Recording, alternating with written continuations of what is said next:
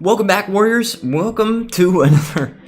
Welcome back, Warriors. Welcome to another episode of EU4 for Noobs. And guys, we're back with Castile, fighting Albania. But not only Albania, we're fighting a lot of different people. As you can see, the light green is us, the dark green are our allies in this war, and the red are the people that we are fighting. Alright, and, you know, do I actually have a casus belli on them? Hold on, I want to check something. Has the restoration of union casus belli against Naples? I just realized that. I just thought of that like right now, and if I declare a war against Naples, then it would actually call in Austria and their gang, and they're allied with a lot of people, some really powerful people. But I think, you know, I don't know if we'll be able to actually do that, but we'll see. Guys, we're at war with a lot of people. And I've been looking at this, and we're gonna explain some stuff about the war screen here, which is not. It's actually really glossed over in a lot of EU4 videos, and I just kind of like want to explain more about it because there's a lot of stuff going on, and there's a lot of stuff that can be confusing. And this is a tutorial series, so I'm gonna go ahead and explain it. So basically, if you left-click on the war shield down at the bottom right, you can see this screen, and let's just start at the top, and then you know, work our way down. So we see that's the Ottoman reconquest of that province. Okay, that's this province, and the reconquest, the name of the war actually gives you a clue as to what the intention of the war is. It tells you what year it was started. It was 3 years ago, and because of the fact that it's a reconquest, that means that it's very cheap to take that specific province and other provinces that the Ottomans have cores on. Now, in the Ottomans' case, they only have a core on this one province, so it's only going to be cheaper for them to take that province, and any other provinces that they take in this war are going to come with a diplomatic power cost in the peace treaty, which is known as unjustified demands. Okay, and you can actually see those as a modifier here. It is an influence ideas. It's at the end. Unjustified demands minus 50%. Now, what that means is that when you take something that is not in the original intention of the war, we're going to use casus belli, CB. If you take something that is not with the original CB of the war, it's going to cost diplomatic power. That's unjustified demands. But this modifier here means that it's only half as expensive to take those things. So the diplomatic power cost has been reduced by 50%. All right, so we can see the name of the war. We can see what kind of war it is. We can also look at this. It says the casus belli. Literally, casus belli means case for war in Latin. It is the reason why the war is declared. If you do not have a casus belli, you can still declare war, but then you're going to get -2 stability, or, yeah, it's just not a good idea. It's not a good idea to declare war without a casus belli, except in certain cases. If you really know what you're doing, then there actually definitely is a good case for declaring a war with no CB.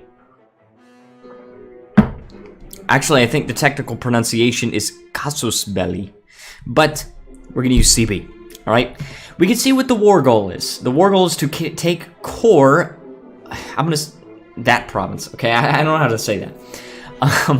So when the Ottomans take that core, which is going to be pretty soon because the Ottomans are sieging it down, and they don't actually have a blockade in place, but they probably could get one if they really tried.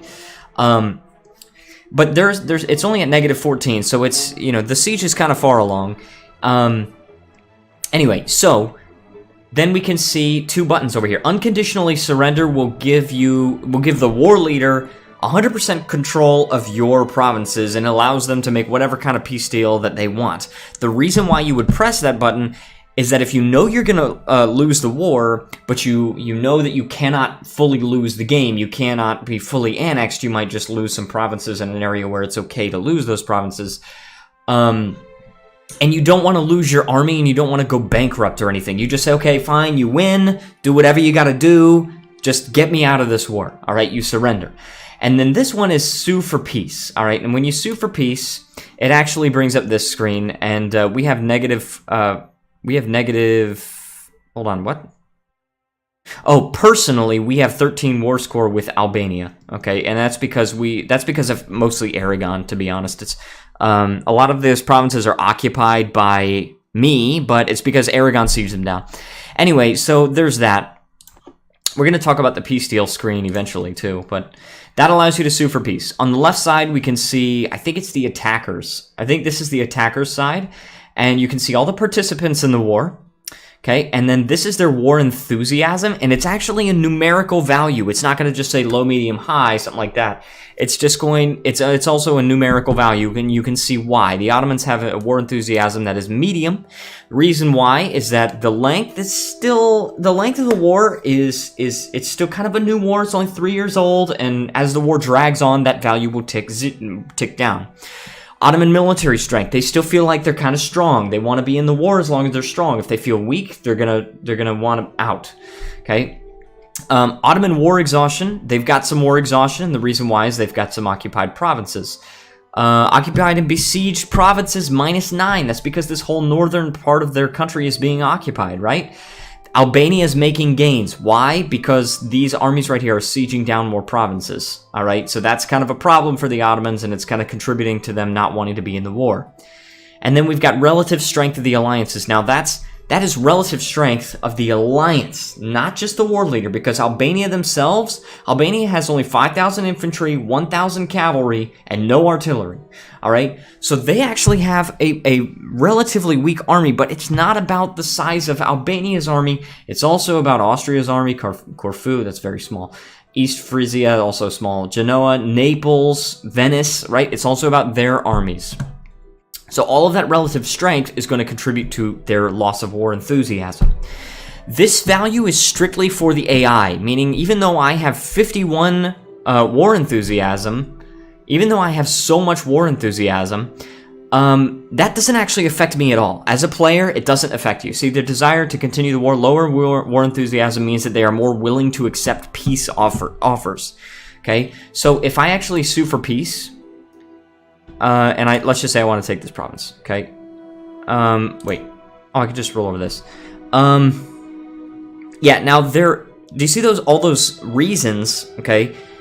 Basically, those are Albania's war enthusiasm, but then also adding to that my war score, okay? So if my war score was negative, it would be on the negative side that the war score is, making them less likely to accept the demand.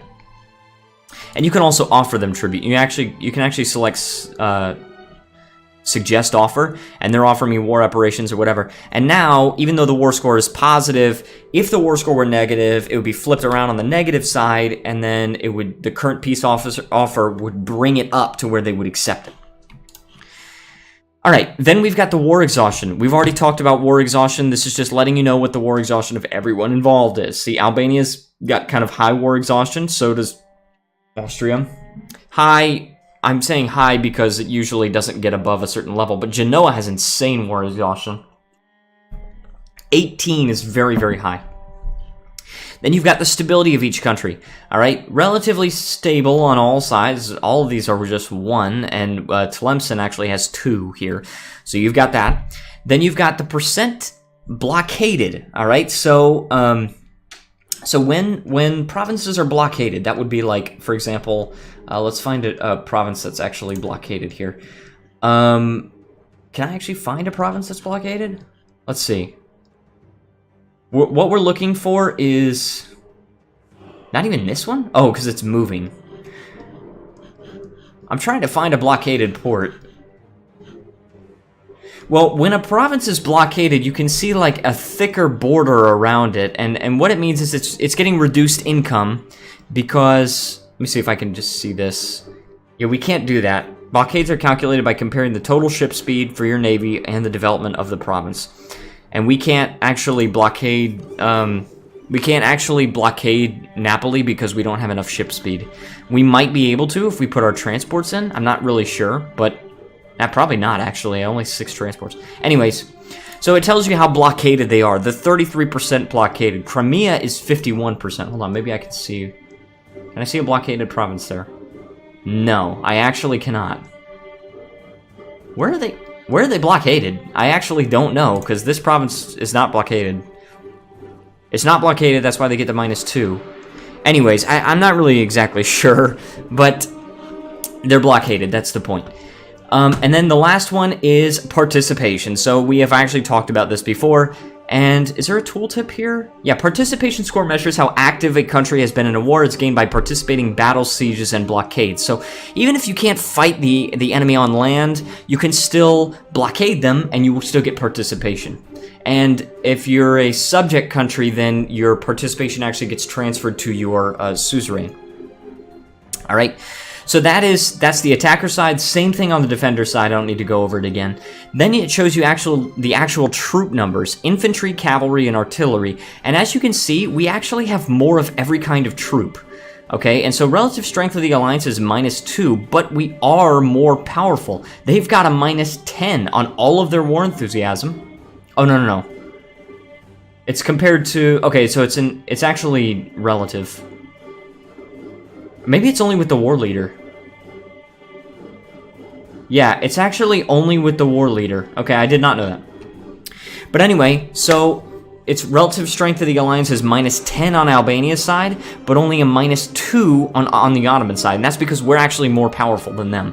We can also see ship numbers. Now, this bar right here is our war score. And guys, tooltips. Tooltips are very, very important. I've actually... learned so much about this game from the tooltips. All right, so what we can see here is this slider, and it tells us that it's a little bit, we're kind of losing a little bit, but look at this thing at the top of this tooltip. It says current war score, war goal, defender controls that province, -14. You know what that means?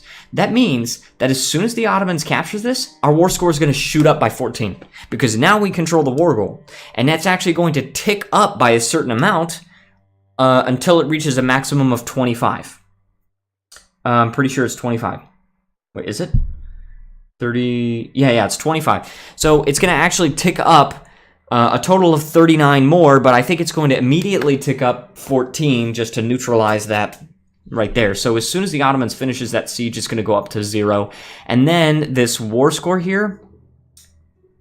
Actually, I don't know what the war enthusiasm is going to do. I don't know. But anyways, so then we can actually see a breakdown. All of those occupied provinces in the Ottomans, they're making the Ottomans lose just 0.1 or 0.2 war score per province. But then also, look at that. It says Salonik occupied by Venice. What does that mean? And Constantinople also occupied by Venice. Those are reduced war score because Salonik is 14 development, and they've got a fort. Okay? It's a lot of development, and it's a fort. Constantinople's 39 development, and it's got a fort. What does that mean? That means that those are very, very valuable provinces to take, including the fact that it's the Ottomans' capital. If you'll notice, Albania actually has a +5 to their war enthusiasm because they hold their capital province. The Ottomans does not have that. They lost their capital, Constantinople, so they're going to be less likely to want to be in the war. And then you can also see where we're gaining war score, where we occupy different provinces. For example, in Naples, right? Naples and Genoa, like right here, Genoa. Okay, then below, no, here it says the ticking war score, right? You can gain 39 more war score by achieving the war goal, take core that province. And then it also says your current ticking war score is -14. You can gain 39 more war score by achieving... Okay, that's the same tooltip, by the way. It tells you whether it's going up or down, okay? You know, then it shows you casualties. This is just kind of an interesting thing, how many troops have died on both sides. And then finally, we've got this little thing at the bottom, which shows you both naval and land battles. See, this indicates that it's a land battle. Which province it was in. Oh, I can actually move this. I did not know you could do that. And then, you know, you can see 27,000 Ottoman troops won against, or battled 11,000 Austrian troops. The battle had 1.76 impact on the war score, and we won. Okay, we lost 0.4 war score, 0.46 war score because Akkuyunlu fought Austria. They were vastly outnumbered, and they lost. Okay, so you can see that. So you can see all of that, and that's a really fantastic breakdown of the war. If you're not sure exactly how things are going. Okay, so here's something. Genoa just separately pieced out. As you could see before, Genoa really did not want to be in the war. And they had very low war enthusiasm. They had so much war exhaustion, right? Now, they lost a bunch of war exhaustion because Genoa is actually friendly toward us. They lost a lot of war exhaustion, and that is because they lost the war, okay? Genoa will cede Kaffa, Azov, and Sio to the Ottomans. Wow. Okay, so the Ottomans gained Keffe, Azov, and Chios, or Sakis in the Ottomans' words. And then we'll annul all treaties with Venice. Okay, so they broke their alliance with Venice. And it cost the Ottomans 64 diplomatic power. Now, you see that it says it cost them diplomatic power. Why? Because these three provinces here, Chios and Keffe, or Kaffa, and Azov, they were not cores of the Ottomans. The Ottomans just wanted to take those, so they paid diplomatic power for it. Those were unjustified demands. It says with no casus belli, and the reason why is that they were a secondary participant. They were not a co-belligerent. The Ottoman suffers a base of 26.8 aggressive expansion relations penalty, and then they gained... there's a total of 7 prestige gained, and because of my participation, I gained 2.6 prestige. So... aggressive expansion. Let's take a look at this. Is, by the way, this is just kind of like casualties. You can measure casualties on each side, right? Aragon kind of lost a lot, but Genoa actually didn't lose anything. Oh, no, yeah, they did. They lost quite a bit of troops, and they lost a lot of ships, too. We can close that. Aggressive expansion. Let's take a look at this. I believe it's a coalition map mode. Yes.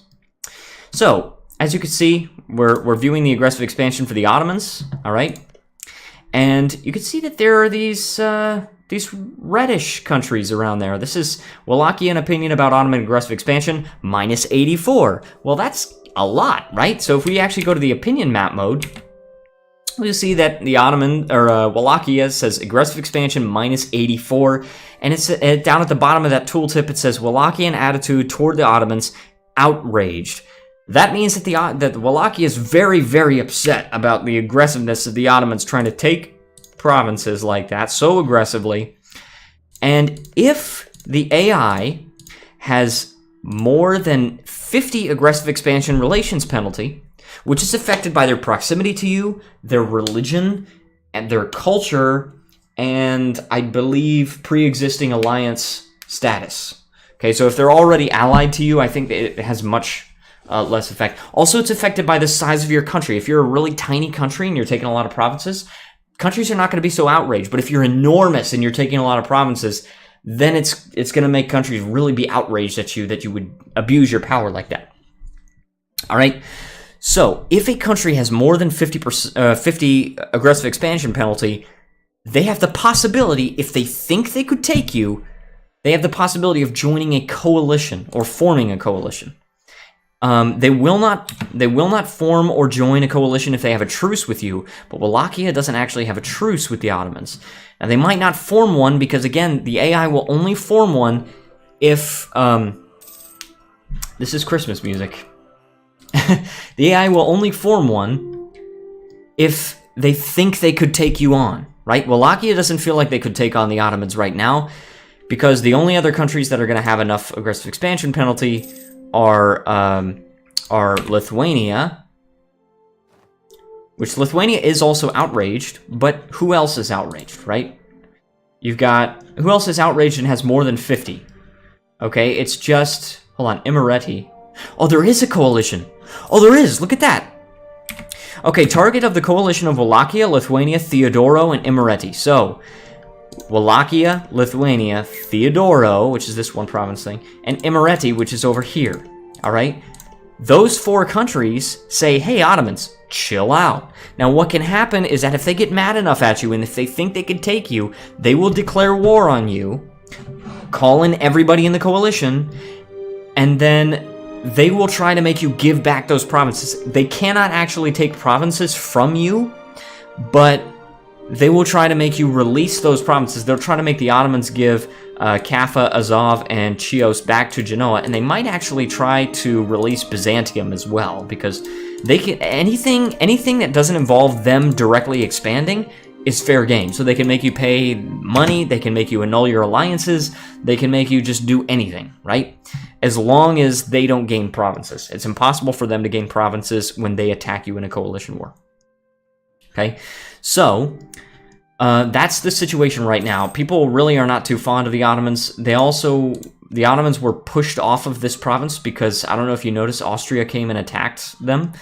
And so the Ottomans are in this situation where now they've got this army right here, and now they're trying to take it out of Italy, right? Okay, I'm not sure. Okay, hold on. Oh, Austria just peaced out. Okay, Austria just peaced out. This is very good for the Ottomans, even though you can actually see, the Ottomans didn't lose quite as much as Austria did. Well, they lost more navally, but that's because of Venice, probably. Okay, we lost the Restoration of Union, Casus Belli. Austria will be forced to give the Ottomans 10% of their income. So that's war reparations, all right? So 10% of your income for 10 years, that's war reparations. When I say war reps or war reparations, that's what that is. Then no more alliance with Hungary. Then they pay 445 ducats to the Ottomans. We get 168 of that.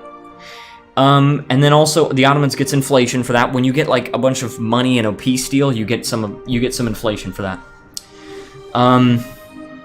The Ottomans didn't actually grow. They didn't actually get any provinces, so no aggressive expansion. They get 3 prestige, and they get, you know, a portion of that prestige, and we get 1.1 prestige. And then Austria loses 3 prestige.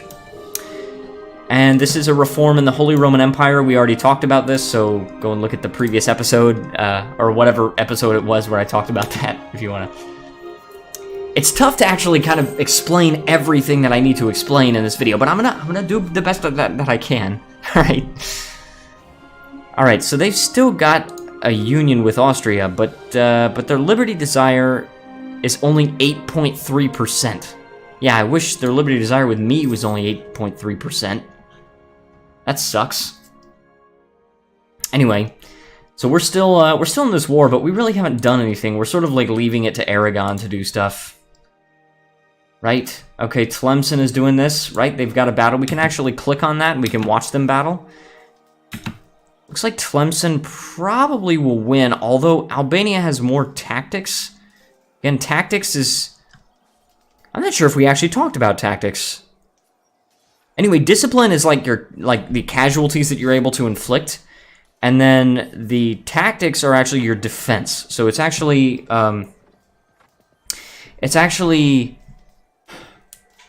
the casualties that they inflict are then divided by your tactics. So the lower tactics you have, the less it's being divided, and the more casualties you take. The higher tactics that you have, the more that casualty number is being divided. Also, there are Granadan separatists that we have to fight. Oh, that's in Aragon.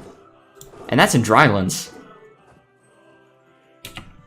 And there's no river crossing penalty, so... And we've got the good general, right? He has a 3 shock general, but we have a 4 shock general, so... That should be no problem, actually. That battle. Let's see how we roll. Oh, 10 against a 1. Look at that. 6 against a 2 in the shock. I don't know if I mentioned this before, but early game, shock is much more important. And then later game, fire is much more important. So right now, we are way too early in the game for fire to be all that important. Our ships are still exploring areas. All right, let's explore the Caribbean, shall we? Yeah, look at that. We're finding islands in the Caribbean. It's very cool. We also have a bit of money. Now, we could spend this on some production buildings, right? Toledo. Whoa, what is... Hold on, what is this? Whoa, what? The death of the last Duke of Burgundy has made the future of the country very uncertain. Several countries have already circled the possibility of inheriting the lands, but as none of them seem to have an eligible claim, surely we as a neighbor could intervene... Should intervene, incorporate the land to help the Burgundian people. Wait, what? A neighbor? Sorry?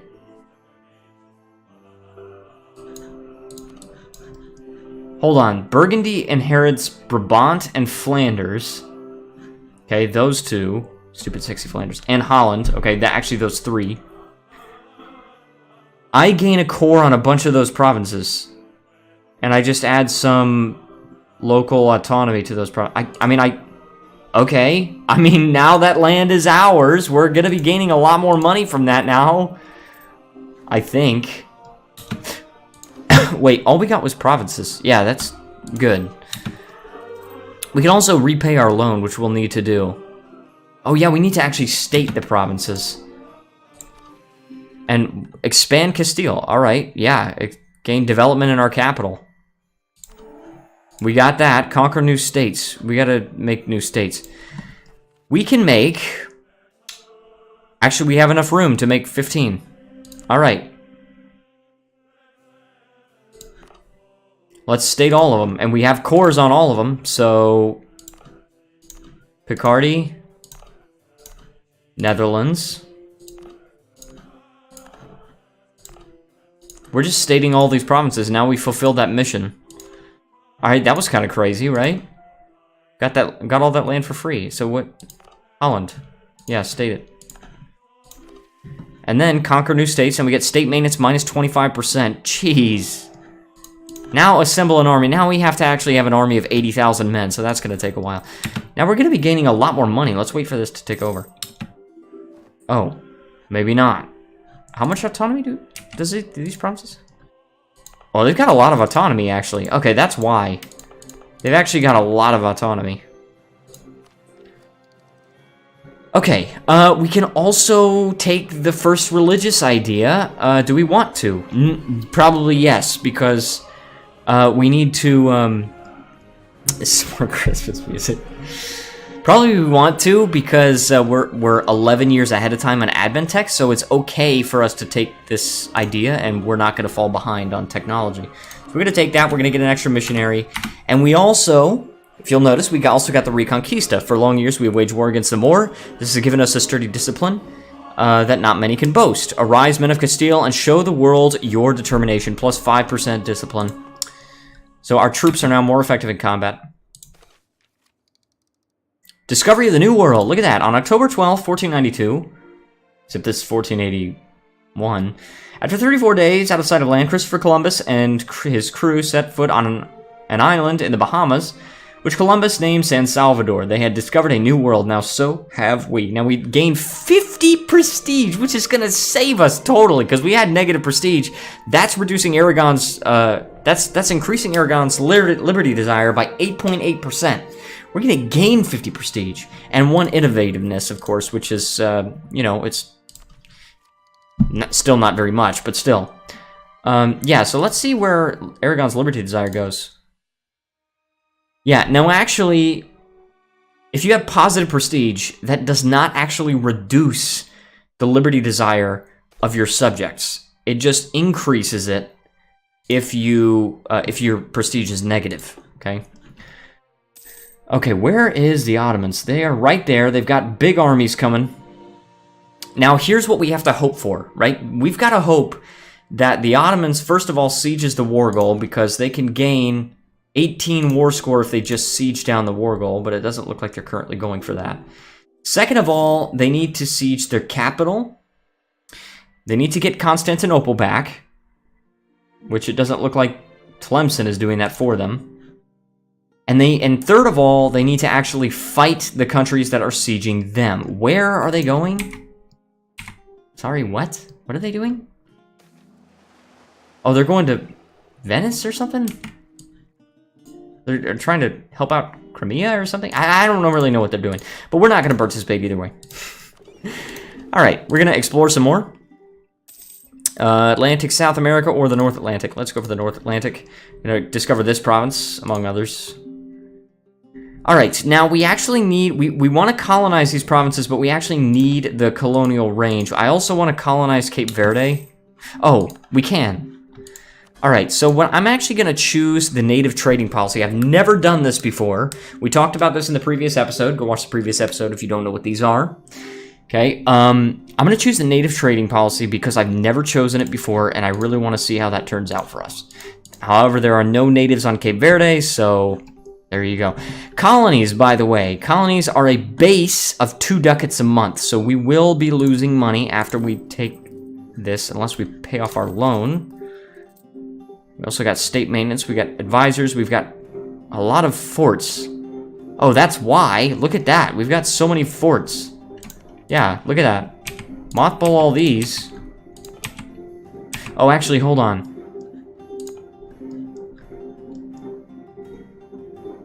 Ah, jeez. Alright, so I'll just do that for the extra ducat a month. And yeah, colonies are a base of 2 ducats a month. And your colony limit is determined by how many colonists you have. We currently only have 1, so our colony limit is 1 colony. You can have more colonies there. You can have more colonies, but the price doubles every colony that you go over your limit. So your first colony is 2 ducats a month. If your colony limit is 2, then the next one is also 2 ducats a month. If your colony limit is 1, then the second colony will actually be 4 ducats a month, then 8 ducats, then 16 ducats, and so on. Or actually, it might just increase by 2 every time. I'm not exactly sure. I don't think it's linear, though. I think it's exponential. So we're going to send a colonist here. Click. And the colonist is going to arrive. See, we have no natives, no religion there. I don't know why the icon for no religion is the Catholicism. This area has no population, therefore no religion. And 2/3% chance it's going to produce fish. 1/3% chance it's going to produce naval supplies. I also want to reduce our inflation. We're going to use some admin power to reduce inflation. Boom. Now we're gaining more money. Why? Because inflation increases the cost of all of that stuff. The fort maintenance, the infantry cost, the cavalry cost, artillery cost, the ship costs, the advisor costs. Okay? The cost of basically everything is increased by inflation. So when you reduce inflation, it reduces the cost of basically everything. Only by 2%, but in this case it brought us to over 3 ducats a month. Now I'm just going to explain how this colony works, and then we can call an end to the episode. Okay, we've lost that siege because the fort was mothballed. That's fine. I don't really care. I want the Ottomans to just go, and we're going to be gaining war exhaustion from occupied home provinces. But I really honestly don't care that much. Anyway, because this war is going to be over soon. All right, so this is what's going on with the colony. See, now we have this province here, but it's not like totally ours, right? We only have an actual increase of 20 per year. It starts out with a base of 10 settlers, all right? A crew of 10 people goes there, they set up a little colony or whatever, and then you get 20 settlers per year. It increases based on your diplomatic technology, and also ideas can increase it, like this one that increases it by 20, okay? But then if you have your colonist actually present there, this is why you're incentivized to stay within your colony limit, is that if you have a settler or a colonist present, see, settlers and colonists are different. If you have a colonist present there, then there's actually a percentage chance, and I don't know why this is base plus 5% and base value plus 5%. I don't know why. It's paradox math. Okay? There is a chance every month that it will just add, I think it's like 25 provinces in that 1 month, or 25 settlers in that 1 month. Okay, so it's gonna increase by about a little less than 2 per year. So 2 per month. So some months it'll go by 2, some months it'll go by 1, and so on. 16.8% chance that 25 get there in 1 month, in addition to the 1 or 2 that it was already going to get. Okay, when it reaches 1,000, you now have a territorial core there, or if you've already stated the state, then you just have to pay to core it, right? Turn it into a full core. You can also set up a trade company, which I'm not going to explain in this episode. Basically, it just gives the province less tax and manpower, but it's better for trade. Okay, if you send a colonist there, then see, now the religion says Catholic. Okay, that's because if you send the colonist there, it will automatically convert the religion of that province to your religion. It's kind of overpowered because you can have a country like a Muslim country colonizing, and they have local missionary strength minus 2%, which means they're very hard to convert. But if they have a colony and it's at 999 and you capture it and you send a colonist there, instantly Catholic. A little bit overpowered, but that's how it works, just so you guys know. When it reaches about 2/3 of the way toward 1,000, so about 666, then it's going to get a random trade good determined by what trade goods are possible in that area and the different possibilities, the different chances. So we do not yet know what kind of resource the provinces would produce if it were colonized, but you get sort of a percentage-based chance of, different trade goods there. Okay, so that's basically how colonies work. You got the colonist there. He's building a colony there. Oh, you could see this. See, another tooltip that you could do.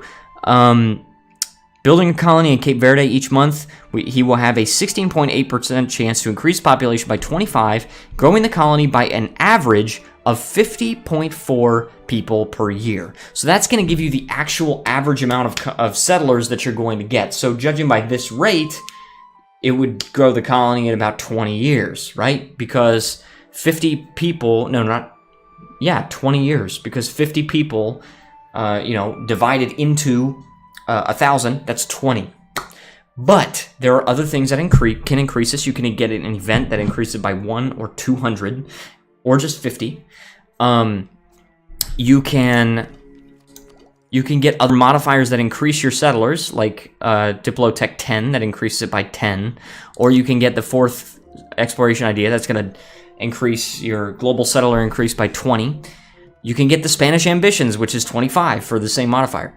But anyways, that's how colonies work, guys. We'll probably end up going more into colonial nations later on in the game. For example, Mexico, right? We're going to get Mexico going. Anyway, I want to thank everyone so much for watching. If you enjoyed this episode, please leave a like, subscribe, comment. Let me know what you think of the series, right? Let me know what you think of everything that's going on. We're trying our best. I'm going to try my best to teach you guys everything. And if you want me to go over something in an episode, let me know, okay? Thank you so much to Shem for being a Patreon supporter. If you'd like to be a Patreon supporter, click the link down in the description below. That being said, I want to thank everyone so much for watching, and I will see you next time.